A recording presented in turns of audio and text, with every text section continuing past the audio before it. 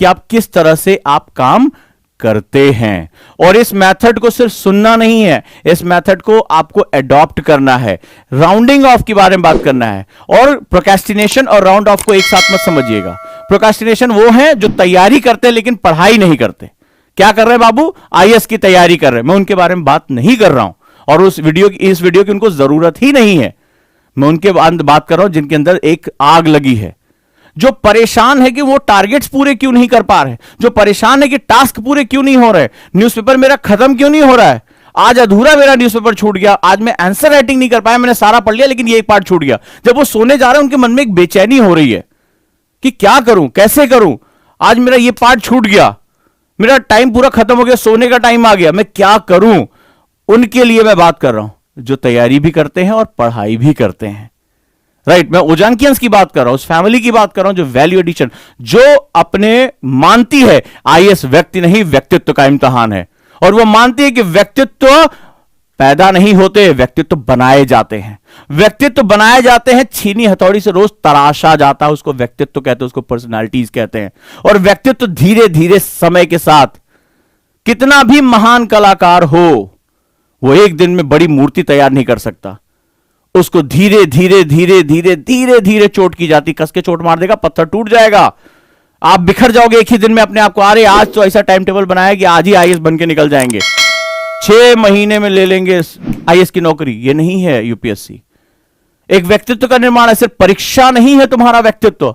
जब राष्ट्र की चुनौतियां तुम्हारे सामने आएंगी तब तुम्हारा व्यक्तित्व परखा जाएगा। जब वो रियल दबाव आएगा, वो समाज में बैठा हुआ माफिया तुमसे आकर कहेगा ये मेरा मन का कर दो, वो एक दिव्यांग व्यक्ति, एक वृद्ध व्यक्ति भी पहुंचेगा मेरे हिस्से का कर दो, वो तुम्हारा जानने वाला रिश्तेदार दोस्त पहुंचेगा अरे मेरे हिस्से का भी कर दो, वहां तुम्हारा व्यक्तित्व निखर कर आएगा। चुनौतियां वहां हैं, यहां नहीं है। तो इस परीक्षा को इतना बढ़ा के मत लो कि तुम्हारा व्यक्तित्व दब जाए। अपने व्यक्तित्व को निर्मित करो, और अपने व्यक्तित्व को निर्मित करने के लिए यही सारी विधियां हैं। अपनी कमियों को निकाल निकाल के फेंकते रहो, छांट ऐसे नोच नोच के फेंकना पड़ता है, और ये कमियां जोंक की तरह चिपकी होती हैं, घुस जाती है हमारे अंदर से, छोड़ती नहीं। जोंक जब एक बार चिपक जाती जल्दी छोड़ती नहीं है, उसको बड़ी निर्ममता से निकालना पड़ता है। तो ये कमियां हैं तुम्हारी। 15 मिनट क्या जा रहा है सर, एक चाय पीने, अब सर आप चाय पीने के लिए मना कर देंगे, सर एक सोशल मीडिया पे एक हल्का सा स्क्रॉल ही तो कर रहा है। ये जोंके हैं जो तुम्हारा वक्त का जो है चूस रही हैं, लेकिन जब इसको निकालोगे तो दर्द बहुत होगा। और यहीं पर ज्यादातर जो व्यक्ति होते हैं वो दर्द से डर के बैठ जाते हैं, लेकिन जो व्यक्तित्व होते हैं वो निर्ममता से इसको निकालकर बाहर कर देते हैं। जितनी ये तुम्हारी कमियां नुच नुच कर ये जोंके बाहर जाएंगी, उतना ही तुम्हारा व्यक्तित्व निखरता जाएगा, उतना ही तुम्हारा व्यक्तित्व निखरता जाएगा। कल्पना करिए आपके सामने एक व्यक्ति है, कल्पना करिए जो मैं बात कहने जा रहा हूं उसकी गहराई को समझिए, कि आपके सामने एक व्यक्ति है, उसके शरीर पर जोंके ही चिपकी पड़ी हैं, और मैं आपसे कहूं कि उसके साथ उसको गले लगा लो, तुम कहोगे कितना घिन लग रहा है, मुझे भी बड़ा खतरा है, जोंके मुझे भी चिपक जाएंगे उसके शरीर से। तो आप एक कल्पना करिए, आप एक व्यक्ति हैं जिसको कमियों की खान है, आपके अंदर ढेर सारी कमियां हैं, और आप समझ रहे हैं कि समाज और ये परीक्षा, ये यूपीएससी तुम्हें गले लगा लेगी। नहीं, यूपीएससी भी कहेगी अरे ये तो बहुत ही गंदा लग रहा है, ये जोंके मुझे भी चिपका देगा। यही स्थिति होती है यूपीएससी और आपके बीच में। जब आप एक छात्र के रूप में जाते हैं, शुरुआत करते हैं, तो ये जोंके चिपकी होती हैं, और आप भूल जाते हैं कि आपको नोच नोच के इन जोंकों को निकालना, अपनी कमियों को निकालकर फेंकना है।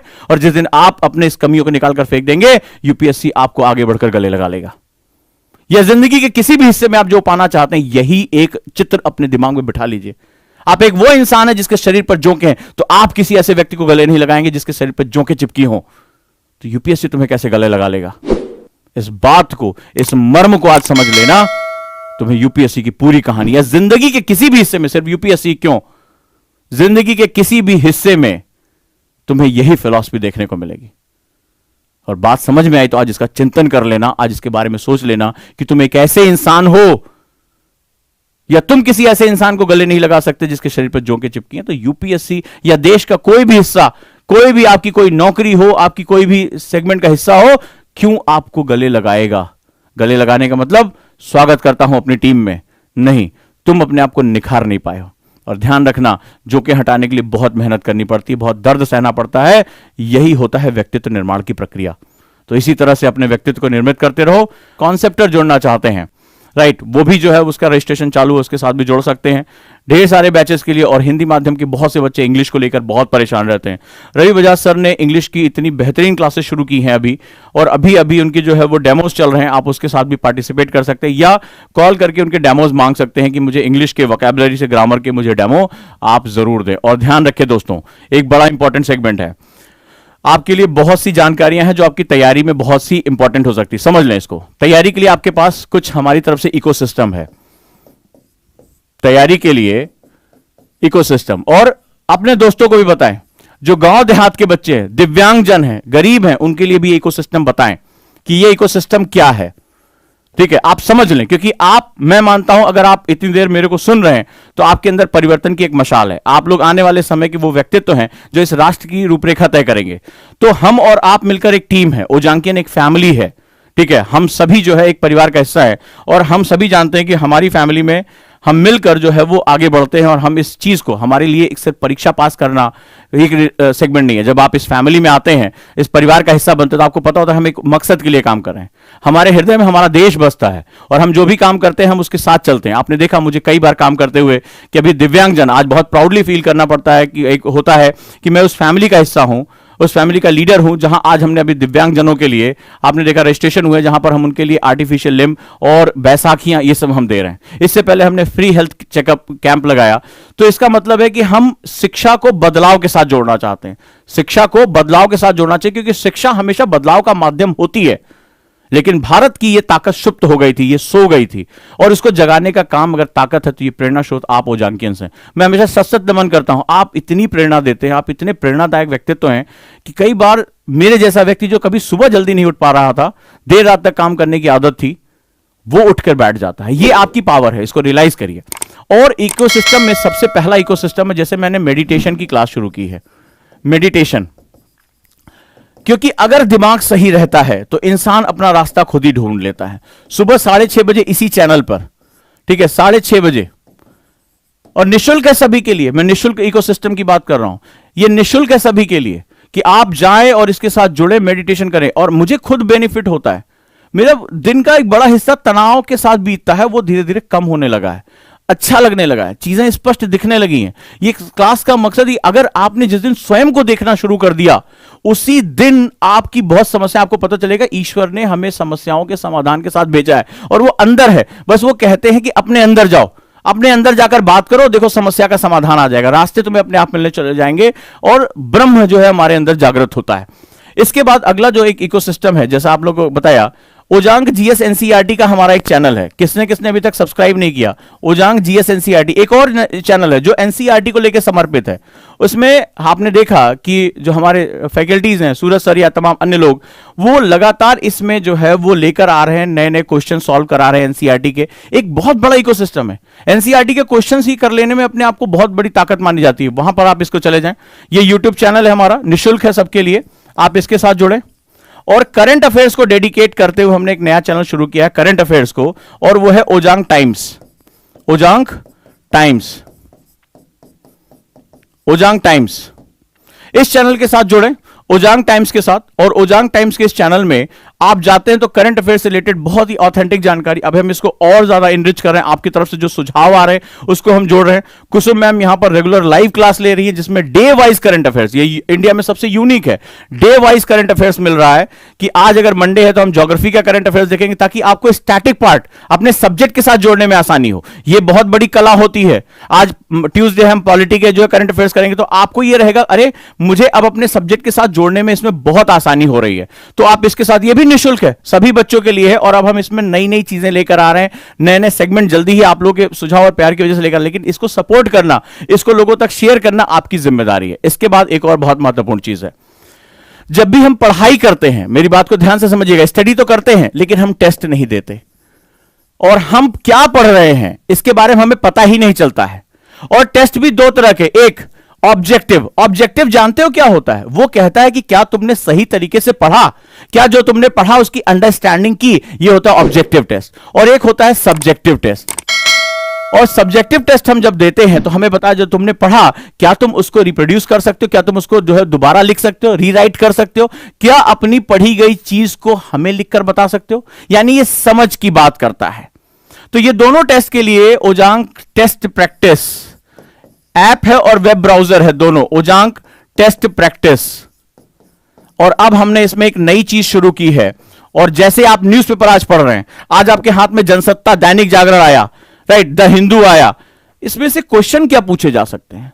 सरकार ने जो है वो 3 कृषि कानून वापस ले लिए, लेकिन इसमें क्वेश्चन क्या बन सकता है, ऑब्जेक्टिव क्वेश्चन। सब्जेक्टिव तो आपने बहुत देखा होगा, ऑब्जेक्टिव क्वेश्चन क्या बन सकता है, ये अभी किसी के पास नहीं। और ओजांक टेस्ट प्रैक्टिस पे हम objective question on the basis of newspaper 10-10 question हम डेली फ्री दे रहे हैं, कि न्यूज़पेपर को निचोड़ लो, मैंने जो पढ़ा उसकी वैल्यू कितनी है। और ढेर सारे quiz, more than 95 quiz free पड़े हुए हैं यूपीएससी से रिलेटेड। साथ ही साथ मेंस के और करंट अफेयर्स के क्वेश्चन आप प्रैक्टिस करने के लिए फोरम बना हुआ है।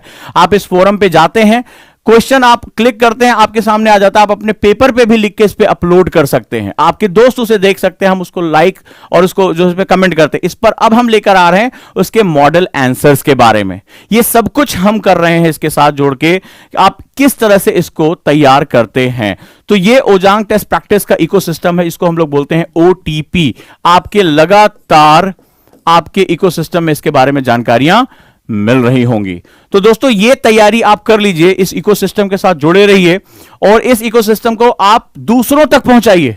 जो आपके दोस्त हैं, गांव में है, देहात में है, वो जो कह रहे हैं कि मुझे समझ में नहीं आ रहा तैयारी कैसे करनी, उनको शेयर करिए। एजुकेशन किसी एक के पास हिस्सेदारी नहीं हो सकती है, सभी लोग भागीदारी करेंगे, लगातार भागीदारी करते रहेंगे। तो जब ये पार्टिसिपेशन का गेम है, हम सिर्फ एग्जाम के लिए नहीं लड़ रहे हैं, हम ओजांकियंस अपने राष्ट्र के लिए लड़ रहे हैं। हमें पता है कि आज हम भारत दुनिया की सबसे युवा शक्ति हैं। डेमोग्राफिक विंडो ऑफ अपॉर्चुनिटी हमारे ऊपर खुली हुई है, अवसरों की खिड़की, और हमें दुनिया को दिखाना है कि दुनिया के 2/3 हिस्से में, विश्व के इतिहास के 2/3 हिस्से में हम भारतीय सर्वोपरि रहे हैं। अपने ज्ञान, विज्ञान, कला, अर्थशास्त्र, पूरी दुनिया का ज्यादा से ज्यादा जीडीपी हमने अपने पास रखा था। और आज इस पश्चिम के प्रभाव में जो है आकर हम अपनी ही उस महान विरासत को भूल बैठे हैं। राष्ट्र लोगों से बनता है, लोग अपनी भावनाओं से बनते हैं, मैं बार बार ये कहता रहा हूं। और हमारे अंदर ये है कि ये एग्जाम यूपीएससी का, ब्यूरोक्रेट बनने का हमें जो एक अनुभव मिलेगा, हम आने वाले समय में अजीत डोभाल जैसे लोगों में परिवर्तित होंगे, वो जो राष्ट्रीय सुरक्षा के लिए आने वाले हर खतरे को जड़ से मिटाने की हिम्मत रखते हैं। एक 5-5.5 फीट का इंसान अपनी विद्वता, अपनी ताकत, अपनी इच्छा शक्ति और अपनी लगन से क्या नहीं कर सकता। भारत के सम्मुख कितनी मुसीबतें आई और इन मुसीबतों को जड़ से मिटा देने का व्यक्ति, एक 5.5 फीट का व्यक्ति जो अपने विराट व्यक्तित्व के साथ भारत की समस्याओं का समाधान कर रहा है, ऐसे ही व्यक्तित्व में आपको परिवर्तित होना है।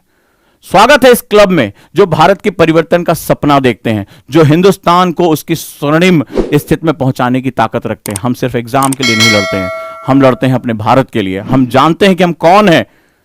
हम थोड़े से भूले बैठे हैं, धूल की एक परत, इतिहास ने धूल की परत बिछा दी है, बस वो परत साफ करने का काम है। लेकिन अकेले मैं नहीं करूंगा, ये काम आपको और मुझे मिलकर करना है। तो इस चिराग को फैलाते रहिए, इस रोशनी को दूर तक लेकर जाते रहिए और अपनी आंखों में अपने देश को बसाते रहिए। दिल में देश होना चाहिए, कार्यों में देश होना चाहिए।